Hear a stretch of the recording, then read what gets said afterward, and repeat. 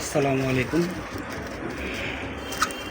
এই যে আমাদের দেখতে পাচ্ছেন, এটা হলো বাটন ফোনের কিছু অ্যান্ড্রয়েড ফোনের মাউস স্পিকার।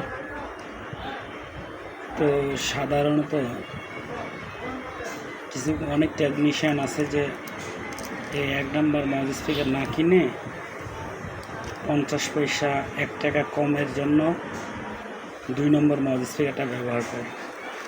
আসলে 2 নম্বর মাউস স্পিকারটার জন্য মশার শব্দটা আসে, প্যানপ্যানানি। তো এটার জন্য অনেক কাস্টমার বিভ্রান্ত পড়ে। তো এটা আমি মূলত এটা সার্ভিসিং আমার দোকানে আমি এটাই ব্যবহার করি বাটন ফোনের জন্য বেশিরভাগই। এটা 2 টাকা 50 পয়সা পিস। আর আরও কম দামে যেগুলো আছে 1 টাকা 1.5 টাকা পিস, ওইটা ব্যবহার করলে সমস্যা হয়। তো আমরা তো 3 টাকা দামের একটা মাউস স্পিকার, 1 নম্বর একটা মাউস স্পিকার 3 টাকা দাম। এই 3 টাকা দিয়ে আমরা একটা মাউস স্পিকার বাটন ফোনে লাগায় 100 টাকাও নিতে পারি, 150 টাকাও নিতে পারি, 50 টাকা সর্বনিম্ন নিতে পারি।